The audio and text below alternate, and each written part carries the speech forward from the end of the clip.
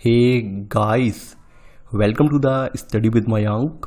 मैं हूं आपका मयांक और आज ला रहा हूं मैं आपके लिए कक्षा 6 के लिए इतिहास की पाठ्यपुस्तक हमारे अतीत भाग 1 से इसका अध्याय 7वां। यहां पर हम नए प्रश्न, नए विचार अध्याय से संबंधित प्रश्नों को देखेंगे। तो चलिए स्टार्ट करते हैं आज का वीडियो। देखते हैं मैं क्या क्या डिस्कस करना है यहाँ पर। देखिए, आज का पहला प्रश्न है आपका, महाजनपदीय समाज में लोगों के जीवन में आ रहे बदलावों को समझने का बहुत से विचारक प्रयास कर रहे थे। जीवन के सच्चे अर्थ का मार्ग प्रशस्त करने वाले बौद्ध धर्म के संदर्भ में निम्नलिखित कथनों पर विचार कीजिए। पूछा गया है कि यहाँ पर कौन सा कथन सत्य है। पहला है, बौद्ध धर्म के संस्थापक सिद्धार्थ थे, जिन्हें गौतम के नाम से भी जाना जाता है। सेकंड, गौतम बुद्ध का जन्म लगभग 3000 वर्ष पूर्व हुआ था। बुद्ध क्षत्रिय थे तथा शाक्य नामक छोटे से गढ़ से संबंधित थे। देखिए, आपने ये जाना है जब जैसे ही हमारा समाज यहाँ पर आप देखेंगे महाजनपदों में तो उस समय कन्वर्ट हो गया है, तो उसके बाद वहाँ पर जो समाज में कई सारे परिवर्तन देखने को मिले हैं, लोगों के विचारों में परिवर्तन देखने को मिले हैं और तरह तरह के लोगों के अंदर प्रश्न भी उठ रहे थे। तो ऐसे में कुछ विचारक यहाँ पर उत्पन्न हुए हैं जिनमें आपके बुद्ध भी थे।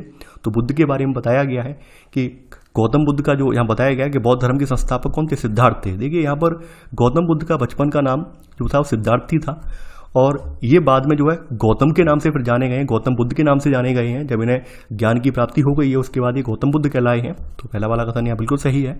सेकंड है, गौतम बुद्ध का जन्म लगभग 3000 वर्ष पूर्व हुआ था। देखिए, गौतम बुद्ध का जो जन्म है आज से लगभग 2500 वर्ष पहले हुआ था। वैसे अगर इनका एक्यूरेट अगर मैं बताऊं तो 563 ईसा पूर्व है, यानी स्टैंडर्ड किताब में आप उठाकर देखेंगे स्टैंडर्ड किताबों में 563 ईसा पूर्व बताया गया है। जन्म स्थान इनका लुम्बिनी है, जो कि अभी वर्तमान में आपका नेपाल में पड़ता है। लुम्बिनी ये नेपाल में है, तो जन्म स्थान लुम्बिनी नेपाल। देखिए, यहाँ पर सेकंड कथन गलत हो जाएगा। थर्ड वाला है, बुद्ध क्षत्रिय थे तथा शाक्य नामक छोटे से गढ़ से संबंधित थे। देखिए, ये बात बिल्कुल सही है। बुद्ध एक क्षत्रिय राजकुमार थे। इनके पिता का नाम शुद्धोधन, माता का नाम महामाया था। देखिए, माता का नाम कहीं महादेवी भी लिखा मिलेगा। तो इनके पिता शुद्धोधन जो थे वो कपिल वस्तु के शाक्य गढ़ के प्रधान थे। इनके बारे में कुछ बातें और हैं, जैसे इनकी पत्नी का नाम जो था वो यशोधरा था, पुत्र का नाम राहुल था। तो ऐसे करके इनके बारे में बहुत सारी बातें आगे बढ़ते जाएंगे तो बताते जाएंगे आपको। तो यहाँ पर पहला और तीसरा कथन सही है, तो आंसर है केवल 1 और 3। सेकंड है, बौद्ध धर्म के संस्थापक सिद्धार्थ द्वारा बुद्धत्व की प्राप्ति के लिए किए प्रयासों के संदर्भ में निम्नलिखित कथनों पर विचार कीजिए। पूछा गया है कौन सा कथन यहाँ पर असत्य है। पहला है, सिद्धार्थ ने युवावस्था में ही ज्ञान की खोज के लिए घर के सुखों को छोड़ दिया। सेकंड, उन्हें बोध गया यानी बिहार में एक पीपल के पेड़ के नीचे ज्ञान की प्राप्ति हुई। थर्ड है, यहाँ पर वाराणसी के निकट सारनाथ में उन्होंने अपना प्रथम उपदेश दिया। इसके बाद से वे बुद्ध के रूप में जाने गए। डी वाला कथन है यहाँ पर, कौशाम्बी में मृत्यु से पहले का शेष जीवन उन्होंने पैदल ही एक स्थान से दूसरे स्थान की यात्रा करने और लोगों को शिक्षा देने में व्यतीत किया। ये यहाँ पर बताया गया है। देखिए, यहाँ पर अगर बात करें बौद्ध धर्म के संस्थापक सिद्धार्थ की, तो सिद्धार्थ ने युवावस्था में ही यहाँ पर ज्ञान की खोज के लिए इन्होंने अपने घर के सुखों को छोड़ दिया था, यानी मात्र 29 वर्ष की आयु में इन्होंने अपने घर का त्याग किया था। बुद्ध के जीवन में यानी कि सिद्धार्थ के जीवन में ऐसी 4 घटनाएं हुई थी, 4 सीन ऐसे हुए थे उनकी आंखों के सामने, जिसके बाद उन्होंने मन बना लिया था कि अब हमें ये सांसारिक जो हमारे जो इस संसार में रह रहे हैं यानी कि राजकुमार वाली जो लाइफ है इसको मैं छोड़ना है। तो ये 4 घटनाएं कौन कौन सी थी। पहली बात, इन्होंने एक वृद्ध व्यक्ति को देखा, उसके बाद एक बीमार व्यक्ति को देखा, फिर एक मृत व्यक्ति को देखा और एक फिर चौथा सन्यासी को देखा। तो इन सब में इन्होंने पाया कि सन्यासी सबसे ज़्यादा सुखी है, सन्यासी सबसे ज़्यादा प्रसन्न है, बाद बाकी तीनों दुखों से ग्रसित हैं। तो इस आधार पर इनका माइंड जो है चेंज हुआ है और 29 वर्ष की अवस्था में इन्होंने अपना घर छोड़ दिया है, यानी अपनी पत्नी को, अपने बच्चे को छोड़कर ये क्या ज्ञान की तलाश में ये निकल गए हैं। तो पहला वाला कथन यहाँ बिल्कुल सही है।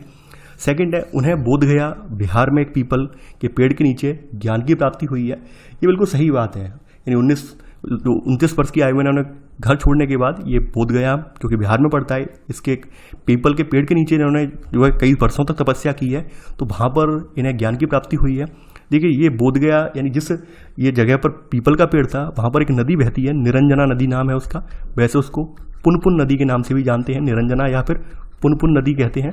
तो इसके तट पर यह पेड़ था, यानी पीपल का पेड़ था। तो यहाँ पर इन्हें ज्ञान की प्राप्ति हुई है और ज्ञान की प्राप्ति लगभग 6 साल बाद हुई है।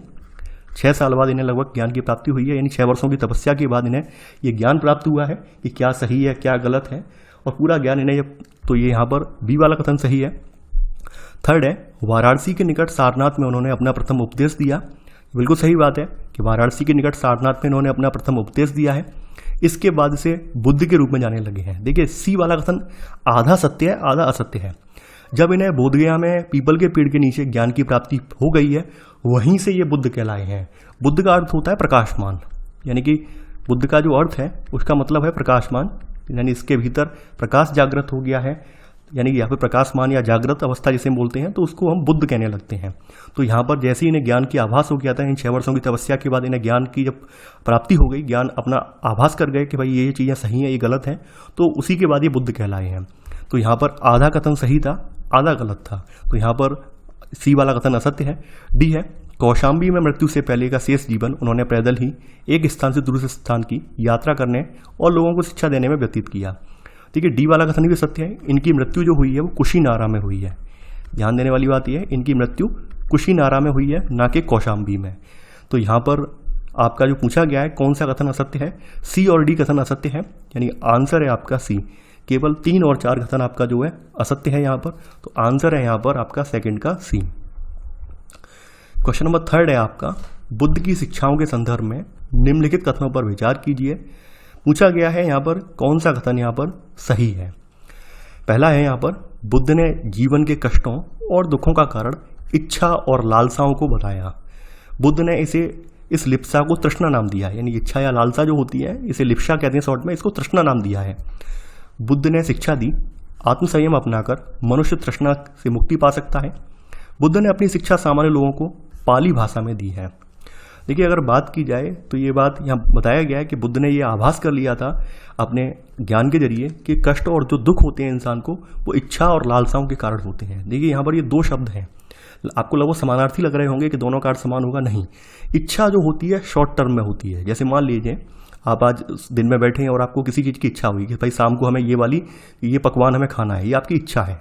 लालसा क्या है, लालसा लॉन्ग टर्म में होती है कि भाई हमें आने वाले 1 या 2 साल में हमें इस जॉब में पहुंचना है, ये घर लेना है या नौकरी नहीं करनी है, ये लालसा है आपकी। तो इच्छा और लालसा में आपको डिफरेंस पता चल गया होगा। तो इनको मिलाकर यहाँ पर इन्होंने तृष्णा यहाँ पर नाम दिया है।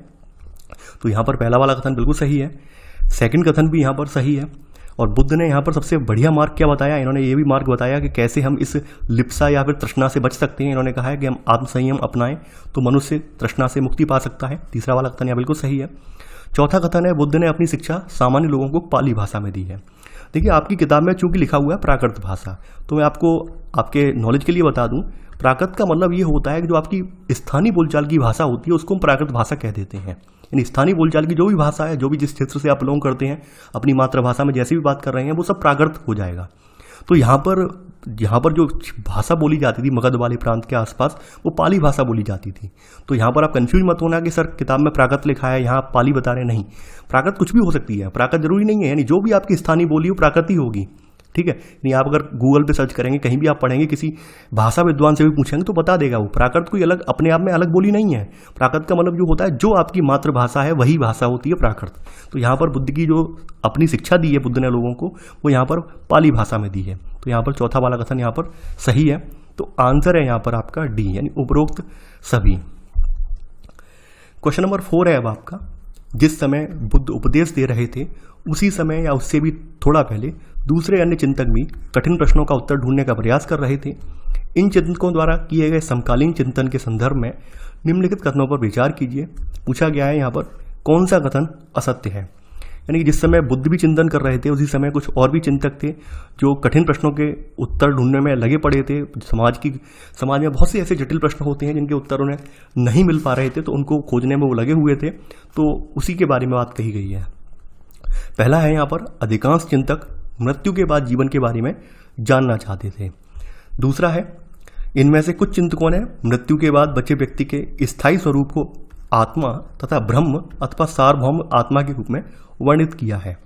थर्ड है, वे मानते थे कि अंततः आत्मा तथा ब्रह्म एक ही है।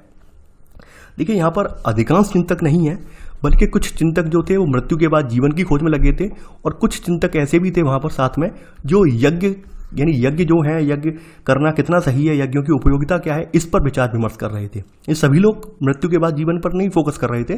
कुछ लोग मृत्यु के बाद जीवन की तलाश कर रहे थे, कुछ लोग यज्ञ की क्या उपयोगिता है उस पर चर्चा कर रहे थे। तो पहला वाला कथन यहाँ पर असत्य हो जाएगा। सेकंड है, यहाँ बताया गया है इनमें से कुछ चिंतकों ने मृत्यु के बाद बचे व्यक्ति के स्थायी स्वरूप को आत्मा तथा ब्रह्म अथवा सार्वभौम आत्मा का के रूप में वर्णित किया है। देखिए यहाँ पर जो भी ये चिंतक थे, इनमें से अधिकांश, यानी इनमें से कुछ चिंतकों ने नहीं, जिन जिन लोगों ने जो मृत्यु के बाद जीवन पर अपना एनालिसिस किया है, मृत्यु के बाद जीवन पर अपना चिंतन किया है, उनमें से अधिकांश चिंतकों ने, कुछ चिंतकों ने नहीं बल्कि अधिकांश चिंतकों ने मृत्यु के बाद ये पाया कि मृत्यु के बाद आत्मा बचती है और आत्मा ये ब्रह्म का एक रूप है। तो ऐसे करके इन्होंने सार्वभौम आत्मा का यहाँ पे कॉन्सेप्ट दिया है। तो सेकंड वाला कथन असत्य इस आधार पे हो जाएगा, क्योंकि यहाँ पे लिखा हुआ है इनमें से कुछ चिंतकों ने नहीं। जब ये लोग काफ़ी एक विचार विमर्श, गहन अध्ययन या दार्शनिक चिंतन करने के उपरांत एक तर्क तक पहुंचे हैं, तब इन्होंने अपनी ये राय क्रिएट की है। तो यहाँ पर कुछ चिंतक नहीं है बल्कि अधिकांश चिंतक एक इस बात को लेकर एक सहमत हुए हैं। तो यहाँ पर इस आधार पर दूसरा वाला कथन भी असत्य हो जाएगा। वे मानते थे कि अंततः आत्मा तथा ब्रह्म एक ही है, यानी कि कहने का मतलब क्या है कि हर व्यक्ति में ब्रह्म का स्वरूप आत्मा के रूप में विद्यमान है। तो तीसरा वाला कथन यहाँ पर बिल्कुल सही है। यहाँ पर पहला और दूसरा कथन असत्य है, तो आंसर है आपका चौथे का ए। पांचवा है, उपनिषदों के संदर्भ में निम्नलिखित कथनों पर विचार कीजिए। पूछा गया है कौन सा कथन यहाँ पर सत्य है। पहला है, उपनिषद वैदिक काल का हिस्सा थे। उपनिषद का शाब्दिक अर्थ है गुरु के समीप बैठना। इन ग्रंथों में अध्यापकों और विद्यार्थियों के बीच बातचीत का संकलन किया गया है। देखिए ये जो उपनिषद लिखे गए हैं, उपनिषद लिखने का रीजन ही यही है, यानी जो लोग आत्मा के बारे में विचार कर रहे थे, मृत्यु के बाद जीवन के बारे में विचार कर रहे थे, तो ऐसे उनके बहुत सारी समस्याओं का, बहुत सारे प्रश्नों का जवाब इन उपनिषदों वगैरह में दिया गया है। तो अगर बात की जाए उपनिषद की, तो उपनिषद वैदिक काल का हिस्सा नहीं है बल्कि उत्तर वैदिक काल, यानी वैदिक काल के बाद का जो समय है जिसको हम उत्तर वैदिक काल के नाम से जानते हैं, तो उत्तर वैदिक काल का ये हिस्सा है। तो पहला वाला कथन असत्य हो जाएगा। सेकंड है, उपनिषद का शाब्दिक अर्थ है गुरु के समीप बैठना। ये बिल्कुल सही बात है कि उपनिषद का शाब्दिक अर्थ क्या होता है कि गुरु के पास बैठकर ज्ञान ग्रहण करना, इसका अर्थ होता है। इन ग्रंथों में आपको अध्यापक और विद्यार्थियों के बीच जो वार्तालाप हुआ है, तो इनके बारे में यहाँ पर संकलन इसमें दिया गया है, यानी ये विचार सामान्य वार्तालाप के रूप में प्रस्तुत किए गए हैं। किस तरह से बच्चे जो होते हैं या विद्यार्थी जो होते हैं अपनी शंकाओं को दूर करते हैं, वो सारी चीज़ें यहाँ पर इसमें मेंशन की गई हैं इन उपनिषदों में। तो यहाँ पर 5 में का बी वाला कथन सही है, तो आंसर है बी, केवल 2 और 3। क्वेश्चन नंबर 6वां है अब आपका, उपनिषदों में संकलित वार्तालापों चर्चाओं के संदर्भ में निम्नलिखित कथनों में से कौन सा कथन सही नहीं है। यानी उपनिषदों में जो चर्चाएं या वार्तालाप हुई हैं, इनके बारे में पूछा गया है कि यहाँ पर कौन सा कथन ऐसा है जो यहाँ पर सही नहीं है। पहला है, इन चर्चाओं में भाग लेने वाले अधिकांश पुरुष ब्राह्मण तथा राजा होते थे। सेकंड, इनमें कभी कभी गार्गी जैसी स्त्री विचारकों का भी उल्लेख मिलता है। विद्वत्ता के लिए प्रसिद्ध गार्गी राय दरबारों में होने वाले वाद विवाद में भाग लिया करती थी। अंतिम कथन है, निर्धन व्यक्ति भी इस तरह के वाद विवाद में बढ़ चढ़कर हिस्सा लेते थे। देखिए यहाँ पर अगर बात की जाए तो यहाँ पर जो भी वाद विवाद होते थे, तो इनमें ऑब्वियसली बात है जो जाति व्यवस्था बनी हुई थी उसके आधार पर पुरुष, यानी अधिकांश पुरुषों में ब्राह्मण और राजा जो है इनमें चर्चा करते थे। पहला कथन बिल्कुल सही है, लेकिन हाँ एक अपवाद भी मिलता है। यहाँ पर गार्गी नाम की एक महिला जो कह सकते हैं विदुषी भी हुई है, जो कि स्त्री विचारकों का भी नाम जब आता है तो गार्गी का नाम पहले लिया जाता है। तो यहाँ पर बी वाला कथन यहाँ पर बिल्कुल सही है। और ये जो गार्गी हैं यानी कि ये विद्वत्ता के लिए प्रसिद्ध थी, और ये कहाँ यानी कि ये राय दरबारों में होने वाले वाद विवाद में ये भाग लिया करती थी। तो यहाँ सी वाला कथन बिल्कुल सही है। अंतिम कथन है कि निर्धन व्यक्ति भी इस तरह के वाद विवाद में बढ़ चढ़कर हिस्सा लेते। जी नहीं, निर्धन व्यक्ति इस तरह के वाद विवाद में हिस्सा नहीं लेते थे। हाँ, यहाँ पर एक नाम आपको अपवाद स्वरूप देखने को मिलेगा, ये नाम है सत्यकाम जाबाल का। आपकी किताब में ही ये नाम मेंशन है, ये है सत्यकाम जाबाल का, जो कि एक दासी का पुत्र था और जिसको एक ब्राह्मण ने अपना शिष्य बना लिया था। तो ये जरूर विद्वान बन गया था। वैसे यहाँ पर निर्धन व्यक्ति इस तरह के वाद विवादों में चर्चा नहीं करते थे। ठीक है, 7वां प्रश्न है अब आपका, बुद्ध और जैन के युग में ही कुछ अन्य विद्वान भी खोज कर रहे थे। उन्हीं प्रसिद्ध विद्वानों में एक पाणिनि ने एक महत्वपूर्ण रचना रची। पाणिनि की रचना के संदर्भ में निम्नलिखित कथनों पर विचार कीजिए। पूछा गया है यहाँ पर कौन सा कथन यहाँ पर असत्य है, यानी गलत कथन यहाँ पर कौन सा है। पहला है, पाणिनि ने संस्कृत भाषा के व्याकरण की रचना की। पाणिनि ने स्वरों और व्यंजनों को विशेष क्रम में रखकर सूत्र बनाए जो कि बीजगणित के सूत्रों से काफ़ी मिलते जुलते थे। इन सूत्रों का प्रयोग कर उन्होंने संस्कृत भाषा के प्रयोगों के नियम लघु सूत्रों के रूप में लिखे तथा राजत रंगिणी नामक पुस्तक की रचना की, जो कि व्याकरण से संबंधित है। देखिए, बिल्कुल सही बात है। पाणिनि यहाँ पर जब भी आपके बुद्ध थे, वर्धमान महावीर थे, अन्य चिंतक जो विचार कर रहे थे, अब जो सत्य की खोज में लगे हुए थे, ज्ञान की खोज में लगे हुए थे, उसी समय पाणिनि भी हुए हैं। तो पाणिनि ने जो है संस्कृत भाषा की व्याकरण की यहाँ पर रचना की है। तो बिल्कुल इन्होंने बिल्कुल जिस तरह से मैथमेटिकल रूप से आप बीजगणित का अध्ययन करते हैं, वहाँ पे हर चीज़ का एक अपने आप में सूत्र होता है प्रॉपर तरीके से, तो उसी तरह से इन्होंने प्रॉपर यहाँ पे सूत्र बनाए हैं व्याकरण का अध्ययन करने के लिए। यानी स्वरों और व्यंजनों को इन्होंने विशेष क्रम में रखकर सूत्र बनाए हैं, और जो कि आपके बीजगणित के सूत्रों से काफ़ी मिलते जुलते हैं। तो सेकंड कथन बिल्कुल सही है। तो यहाँ पर बताया गया है कि इन सूत्रों का प्रयोग करके उन्होंने संस्कृत भाषा के प्रयोगों के नियम लघु सूत्र में लिखे, और यहाँ पे एक पुस्तक का नाम है राजत रंगिणी। तो और इसके साथ जो व्याकरण की पुस्तक है वो राजत रंगिणी की रचना की है। देखिए, यहाँ पर तीसरा वाला कथन असत्य हो जाएगा। राजत रंगिणी पुस्तक जो है आपकी पाणिनि के द्वारा नहीं लिखी गई है, बल्कि इसकी रचना कल्हड़ ने की है। यानी राजत रंगिणी की रचना जो है कल्हड़ ने की है, और इसमें जो है कश्मीर के जो राजाएं हैं, कश्मीर के जो राजा हुआ करते थे, उनका इतिहास इसमें वर्णित है। पाणिनि ने जो है संस्कृत व्याकरण के रूप में अष्टाध्यायी की रचना की है। ध्यान देने वाली बात यह है कि पाणिनि ने जो है यहाँ पर अष्टाध्यायी की रचना की है, ना कि राजत रंगिणी की। तो यहाँ पर आपका तीसरा वाला कथन असत्य हो जाएगा। तो यहाँ पर पूछा गया है कौन सा कथन असत्य है, तो आंसर है आपका सी, केवल तीसरा वाला। क्वेश्चन नंबर 8 है अब आपका, जैन धर्म के विचारक वर्धमान महावीर के संदर्भ में निम्नलिखित कथनों पर विचार कीजिए। पूछा गया है यहाँ पर कौन सा कथन यहाँ पर सही है, यानी महावीर के बारे में पूछा गया है कौन सा कथन यहाँ पर सही है। महावीर स्वामी का जन्म लगभग 2500 वर्ष पूर्व हुआ था, और ये वज्जी संघ के लिच्छवी कुल के क्षत्रिय राजकुमार थे। महावीर ने 30 वर्ष की उम्र में घर छोड़ा और जंगल में रहने लगे। 10 वर्ष का कठिन और एकाकी जीवन व्यतीत करने के बाद उन्हें ज्ञान प्राप्त हुआ। देखिए, बात की जाए तो वर्धमान महावीर का जन्म, अगर वैसे मैं आपको स्टैंडर्ड किताब से बताऊं, आपकी जो स्टैंडर्ड किताबें हैं उनसे बताऊं, तो ये 599 ईसा पूर्व हुआ था। यानी इनका जो जन्म है स्टैंडर्ड किताब से मैं बता रहा हूँ 599 ईसा पूर्व हुआ था। अगर आप लमसम में अगर लगाएं तो लगभग 2500 वर्ष पहले इनका जन्म हुआ है। ठीक है, क्योंकि एक्यूरेट डेटा नहीं है, फिर भी स्टैंडर्ड किताबों में 599 ईसा पूर्व बताया गया है। तो इनका जन्म जो हुआ था वो कुंडल ग्राम वैशाली में हुआ था, यानी कि एक जगह है कुंडल ग्राम वैशाली बिहार। तो यहाँ पर इनका जन्म हुआ है। ठीक है, ये ध्यान देने वाली बात यह है, इनका जन्म कुंडल ग्राम जो कि वैशाली में पड़ता है बिहार। ठीक है, तो यहाँ पर इनका जन्म हुआ है। इनके पिता का नाम जो था सिद्धार्थ था। ठीक है ना, कमाल की बात, इनके पिता का नाम जो है सिद्धार्थ है।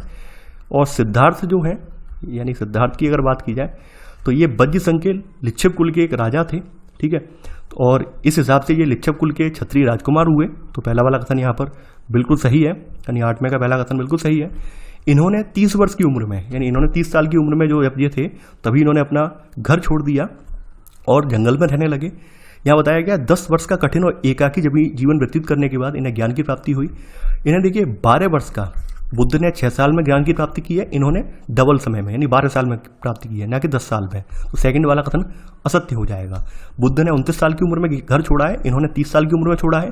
बुद्ध को 35 साल की उम्र में अपनी जो ज्ञान की प्राप्ति हो गई है, वहीं इन्हें 42 साल की उम्र में हुई है। ये देखिए माइनर बातें हैं, यही आपका प्रश्न गलत करवा देती हैं, तो इनको आपको ध्यान में रखना है। अब देखिए इनका थोड़ा हम बता दे रहे हैं। इनके पिता का नाम सिद्धार्थ हो गया, माता का नाम इनका जो है त्रिशला है, यानी कि माता जो है इनकी वो त्रिशला है। वहीं इनकी जो पत्नी है, पत्नी का नाम यशोदा है, यशोदा इनकी पत्नी का नाम है। साथ ही साथ इनकी अगर पुत्री का नाम बताया जाए तो पुत्री का नाम प्रियदर्शना है, पुत्री का नाम प्रियदर्शना है। तो यहाँ पर आपका पहला वाला कथन सही है, तो आंसर है आपका ए, केवल एक।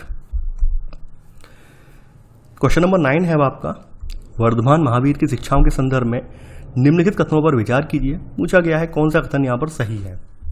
पहला है, सत्य जानने की इच्छा रखने वाले प्रत्येक स्त्री व पुरुष को अपना घर छोड़ देना चाहिए, अहिंसा का पालन करना चाहिए, किसी जीव को ना तो कष्ट देना चाहिए और ना ही उसकी हत्या करनी चाहिए।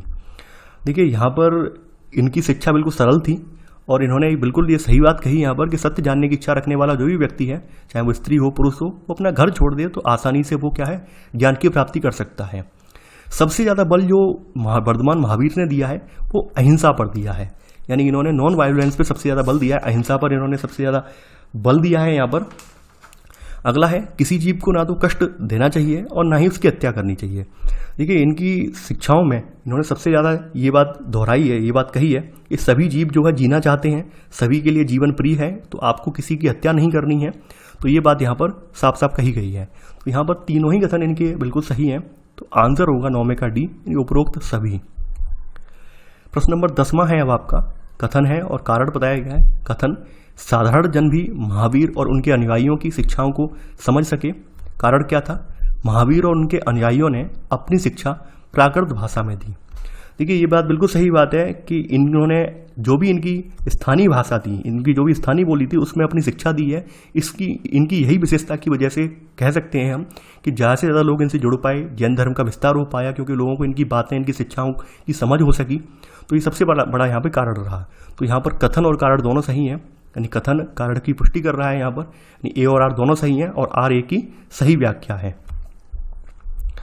11वां प्रश्न है आपका, जैन नाम से जाने गए महावीर अनुयायियों के संदर्भ में निम्नलिखित कथनों पर विचार कीजिए। पूछा गया है कौन सा कथन यहाँ पर सत्य है। पहला है, उन्हें भोजन के लिए भिक्षा मांगकर सारा जीवन बिताना होता था। उन्हें पूरी तरह ईमानदारी से रहने तथा चोरी न करने की सख्त हिदायत थी। उन्हें ब्रह्मचर्य यहाँ पर बताया गया है का पालन करना होता था। पुरुषों और स्त्रियों को वस्त्रों सहित सब कुछ त्याग देना पड़ता था। देखिए यहाँ पर अगर बात की जाए तो जैन का अर्थ होता है, जैन जो शब्द निकला है वो जिन से निकला है, और जिन का मतलब होता है विजेता, यानी जिसने अपनी इच्छाओं पर, अपने सांसारिक जो भी मोह माया उन सब पर विजय पा ली है, तो वो जैन या जिन कहलाता है। ठीक है, उसी से जैन बना है। तो यहाँ पर जो जैन धर्म को अपनाने चाहते थे, जो जैन धर्म को फॉलो करना चाहते थे, उनके लिए बताया गया कैसी जीवन शैली वो जिएंगे। तो उन्हें भोजन के लिए भिक्षा मांगकर सारा जीवन बिताना होता था। तो पहला वाला कथन बिल्कुल सही है। सेकंड है यहाँ पर, उन्हें पूरी तरह ईमानदारी से रहने तथा चोरी न करने की सख्त हिदायत थी। ये भी सही है कि उन्हें पूरी तरह से ईमानदारी से रहने और चोरी न करने की सख्त हिदायत थी यहाँ पर, ये बिल्कुल सही है। थर्ड है यहाँ पर, उन्हें ब्रह्मचर्य का पालन करना होता था, यानी जो लोग जैन धर्म को फॉलो करना चाह रहे हैं उनको ब्रह्मचर्य का मतलब होता है शादी ना करना, इनका पालन करना होता था। और बताया गया है पुरुषों और स्त्रियों को वस्त्रों सहित सब कुछ त्याग देना पड़ता था। देखिए यहाँ पर ये बात तो सही है कि ब्रह्मचर्य का स्त्री हो या पुरुष हो दोनों को पालन करना पड़ता था, लेकिन केवल जो पुरुष होते थे केवल वही उनको ही वस्त्र त्यागने होते थे, ना कि महिलाओं को। तो यहाँ तीसरा वाला कथन असत्य हो जाएगा। यहाँ पर आपका पहला और दूसरा कथन सही है, तो आंसर है आपका बी, यानी 11वें का बी। 12वां प्रश्न है अब आपका, जैन धर्म के अनुयायियों और जैन धर्म की शिक्षाओं के संदर्भ में निम्नलिखित में से कौन सा कथन यहाँ पे असत्य है, बताना है आपको। पहला है, मुख्यतः व्यापारियों ने जैन धर्म का समर्थन किया। सेकंड, किसानों के लिए इन नियमों का पालन अत्यंत कठिन था, क्योंकि फसल की रक्षा के लिए उन्हें कीड़े मकोड़ों को मारना पड़ता था। थर्ड है, वर्तमान रूप में उपलब्ध जैन धर्म की शिक्षाएं लगभग 1500 वर्ष पूर्व कर्नाटक में श्रवण बेलगोला नामक स्थान पर लिखी गई थी। देखिए अगर बात की जाए तो जैन धर्म का प्रसार मूलतः व्यापारियों में ज़्यादा हुआ। उसका रीज़न यही था क्योंकि व्यापारी वर्ग जो होता है उसको कोई हिंसा वाला काम तो करना नहीं होता है, केवल अपना व्यापार करना होता है। वहीं किसान वगैरह जो होते हैं, किसानों ने इसे इसलिए नहीं अपनाया क्योंकि जब किसान खेत में जाएगा, हल चलाएगा, तो छोटे मोटे तमाम जीव जो होते हैं उनकी हत्या तो हो ही जाती है। कई बार क्या होता है, सर्प वगैरह होते हैं, उनको मारना पड़ता है। तो किसानों को ये अपनाना बड़ा आसान नहीं था, क्योंकि अगर किसान इस धर्म को अपनाते तो ऑब्वियस सी बात है वो खेती उन्हें छोड़नी पड़ती है। वो खेती छोड़ देते तो फिर क्या करते, वो लोग कुछ नहीं कर पाते। तो किसानों ने इसे नहीं अपनाया। बात की जाए यहाँ पर जैन धर्म की, देखिए जैन धर्म की जो वर्तमान शिक्षाएं हैं वो लगभग 1500 वर्ष पूर्व इनकी शिक्षाएं संकलित की गई हैं। और यहाँ पर बताया गया है कि कर्नाटक में श्रवण बेलगोला नामक स्थान पर इनकी जो धार्मिक ग्रंथ वगैरह हैं वो संकलित करके लिखे गए हैं। नहीं, ये आपके गुजरात में जगह है, वल्लभी नाम की एक जगह है गुजरात में, तो वहाँ पर इनके 1500 वर्ष पूर्व सारी शिक्षाओं के जो ग्रंथ वगैरह हैं या फिर जो साहित्य वगैरह है वो सारी शिक्षाओं के साहित्य वगैरह यहाँ पर लिखे गए हैं, यानी गुजरात के वल्लभी में लिखे गए हैं, ना कि श्रवण बेलगोला में। श्रवण बेलगोला में यहाँ पर एक जिन की मूर्ति है, यानी बाहुबली जिन की मूर्ति है, जिसको गोमतेश्वर के नाम से जानते हैं। ये यहाँ पर मूर्ति है और इनका हर 12वें साल में, यानी हर 12 साल में इनका महामस्तकाभिषेक होता है यहाँ पर। ठीक है, तो श्रवण बेलगोला भी जो है जैन धर्म से संबंधित जगह ही है। हालांकि इनकी जो शिक्षाएं लिखी गई हैं वो वल्लभी गुजरात में इनकी शिक्षाओं का संकलन किया गया है आज से 1500 साल पहले लगभग। तो यहाँ थर्ड वाला कथन असत्य हो जाएगा। पूछा गया है कौन सा कथन असत्य है, तो आंसर होगा आपका सी, केवल थर्ड। प्रश्न नंबर 13वां है आपका, बौद्ध संघ के संदर्भ में निम्नलिखित कथनों पर विचार कीजिए। पूछा गया है कौन सा कथन यहाँ पर सही है। पहला है, संघ भिक्षु भिक्षुणियों का संगठन था जहाँ घर का त्याग करने वाले लोग एक साथ रह सकते थे। सेकंड, संघ में रहने वाले बौद्ध भिक्षुओं और भिक्षुणियों के लिए बनाए गए नियम सतपिटक नामक ग्रंथ में मिलते हैं। देखिए यहाँ पर अगर आप देखेंगे, यानी बुद्ध को देखें और जैन को देखें, तो महावीर और बुद्ध दोनों को ही मानना ये था कि घर का त्याग करने पर ही सच्चे ज्ञान की प्राप्ति हो सकती है। तो ऐसे लोगों के लिए उन्होंने संघ नामक संगठन बनाया जहाँ पर घर का त्याग करने वाले लोग एक साथ रह सकें। तो संघ क्या है, यहाँ पर क्या है, देखिए संघ जो है ये भिक्षु भिक्षुणियों का संगठन है जहाँ पर घर का त्याग करने वाले लोग एक साथ रह सकते थे। तो पहला वाला कथन है बिल्कुल सही है। सेकंड कहा गया है कि संघ में रहने वाले बौद्ध भिक्षु और भिक्षुणी हैं, इनके लिए जो नियम बनाए गए हैं वो सतपिटक नामक ग्रंथ में उल्लिखित हैं। ठीक है, यहाँ पर इनके लिए जो भी नियम बनाए गए हैं ये एक बौद्ध ग्रंथ है विनय पिटक, तो विनय पिटक में इनका उल्लेख किया गया है, ना कि सतपिटक में। देखिए यहाँ पर 3 बौद्ध ग्रंथ हैं आपके, सतपिटक, विनय पिटक और अभिधम्म पिटक। तो इन तीनों को मिलाकर त्रिपिटक कहा जाता है। तो ध्यान देने वाली बात यह है कि भिक्षु भिक्षुणियों के जो भी नियम हैं वो विनय पिटक में देखने को मिलते हैं, ना कि सतपिटक में। तो सेकंड वाला कथन असत्य हो जाएगा। पूछा गया है कौन सा कथन यहाँ पर सही है, तो 13वें का आंसर होगा ए। 14वां प्रश्न है अब आपका, निम्नलिखित में से कौन सा कथन बौद्ध संघ के संदर्भ में सही नहीं है। पहला है, सभी व्यक्ति संघ में प्रवेश ले सकते थे। संघ में पुरुषों और स्त्रियों को रहने के लिए अलग अलग व्यवस्था थी। थर्ड है आपका, संघ में प्रवेश के लिए बच्चों को अपने माता पिता से, दासों को अपने स्वामियों से, राजकर्मियों को अपने राजा से और कर्जदारों को अपने देनदारों से अनुमति लेनी होती थी। डी है, विवाहित स्त्रियों को संघ में प्रवेश के लिए अपने माता पिता से अनुमति की आवश्यकता होती थी। तो पहली बात तो यह, संघ के द्वार सभी के लिए खुले गए थे, क्योंकि उस समय जैसे आपने देखा था कि ब्राह्मण धर्म में तमाम जो कुरीतियां थी, तो ब्राह्मण धर्म की जो शिक्षाएं वगैरह होती थी, उनके कर्मकांड वगैरह होते थे, तो जाति प्रथा की वजह से या वर्ण विभाजन की वजह से बहुत सारी जातियां उनको नहीं कर पाती थी या उनमें शामिल नहीं हो पाती थी। तो बौद्ध धर्म में यहाँ पर सभी के लिए खोल दिया गया, यानी किसी के साथ भेदभाव नहीं होगा, सब लोग इसमें आ सकते हैं। तो यहाँ पर सभी व्यक्ति संघ में प्रवेश ले सकते थे। संघ में रहने के लिए स्त्री पुरुष दोनों के लिए अलग व्यवस्था की गई थी। और यहाँ पर संघ में आने के लिए बताया गया है कि किस तरह की व्यवस्था थी, ये भी यहाँ पर जिक्र किया गया है कि संघ में प्रवेश के लिए बच्चे जो होते हैं उनको अपने माता पिता से, दास जो होते हैं उनको अपने स्वामियों से, राजकर्मी यानी किसी राजा के यहाँ काम करने वाले व्यक्तियों को राजा से, कर्जदार जो होते हैं देनदार से, इनको अनुमति लेनी पड़ती थी, तभी आप कह सकते हैं सन्यासी या संघ में शामिल हो सकते हैं। वहीं बात करें मैरिड वुमेन की, तो मैरिड वुमेन को अपने हस्बैंड से अनुमति लेनी होती थी, ना कि अपने माता पिता से। तो यहाँ पर आपका डी वाला कथन सत्य हो जाएगा। तो 14वें का आंसर है आपका डी। 15वां प्रश्न है आपका, कुछ शैलकृत गुफाओं को विहार कहते हैं। विहार के संदर्भ में निम्नलिखित कथनों पर विचार कीजिए।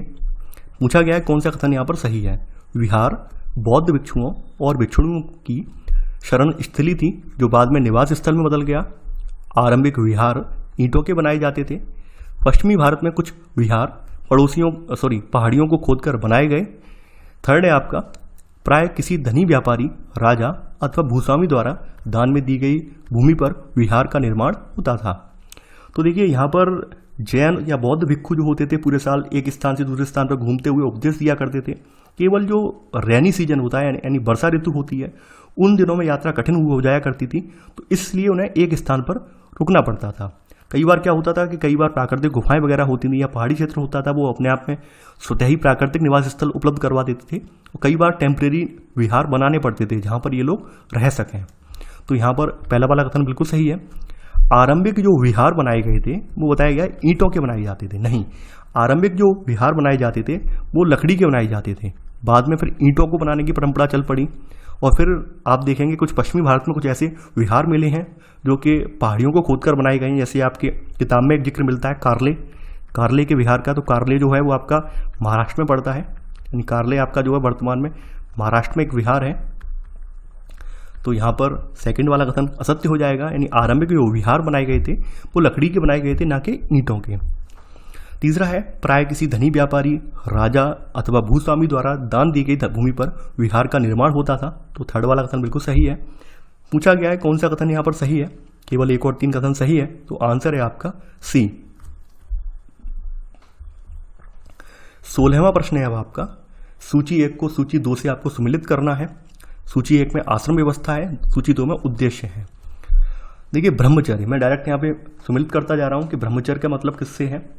देखिए ब्रह्मचर्य के अंतर्गत क्या होता था, ब्राह्मण, क्षत्रिय और वैश्य से अपेक्षा की जाती थी कि इस तरह के दौरान वो लोग क्या करेंगे, वो लोग सादा जीवन बिताकर वेदों का अध्ययन करेंगे, यानी ए का चौथा। गृहस्थ का मतलब ये है कि विवाह करके वो गृहस्थ के रूप में रहेगा। वानप्रस्थ का मतलब क्या है, यानी यहाँ पर जो वानप्रस्थ का मतलब ये होता है कि वो जंगल में रहकर उसे साधना करनी है, ये वानप्रस्थ का मतलब है। संन्यास का मतलब क्या है कि सब कुछ त्याग कर सन्यासी बन जाना है। तो यहाँ पर आंसर होगा आपका ए, यानी ए का चौथा, बी का पहला, सी का दूसरा और डी का तीसरा। तो आंसर है 16वें का ए। 17वां है कथन और कारण दिया हुआ है। आश्रम व्यवस्था में प्राय स्त्रियों को वेद पढ़ने की अनुमति नहीं थी। कारण बताया गया है, उन्हें अपने पतियों द्वारा पालन किए जाने वाले आश्रमों के नियमों का अनुसरण करना होता था। देखिए यहाँ पर अगर बात की जाए तो प्राय स्त्रियों को वेद पढ़ने की अनुमति नहीं थी, ये कथन बिल्कुल सही है। लेकिन कारण यहाँ बताया गया है कि उन्हें अपने पतियों द्वारा पालन किए जाने वाले आश्रमों के नियमों का अनुसरण करना होता था, ये इसका मतलब नहीं है। क्योंकि स्त्रियों को वेद पढ़ने की अनुमति इसलिए नहीं दी क्योंकि पहली बात, जो पुरुषवादी समाज है, पितृसत्तात्मक समाज है, उसमें पुरुषों की बहुलता थी, इस वजह से प्रमोट नहीं किया गया। दूसरा कारण ये था कि औरतों का कम उम्र पर विवाह वगैरह हो जाता था। तो ये सब कारण, बहुत सारे कारण इसके लिए डिपेंड करते हैं। केवल एक कारण ये नहीं है कि पति की आज्ञा का पालन करना है इस वजह से वेद नहीं पड़ेगी, ये कोई कारण वहाँ पर सटीक नहीं बैठ रहा है। हालांकि कथन और कारण अपनी जगह सही हैं, लेकिन कारण जो है वो कथन की सही व्याख्या नहीं कर रहा है, यानी ए और आर दोनों सही हैं, परंतु आर जो है ए की सही व्याख्या नहीं है। 18वां प्रश्न है अब आपका, जरथुस्त्र एक ईरानी पैगंबर थे, उनकी शिक्षाओं के संदर्भ में निम्नलिखित कथनों में से कौन सा कथन सही नहीं है। यानी जो जरथुस्त्र हैं एक ईरानी पैगंबर हैं, इनकी शिक्षाओं में कौन सा कथन यहाँ असत्य है। पहला है, जरथुस्त्र की शिक्षाओं का संकलन जैन अवेस्ता नामक ग्रंथ में मिलता है। सेकंड, जरथुस्त्र की मूल शिक्षा का सूत्र सद्विचार, सद्वचन तथा सद्कार्य है।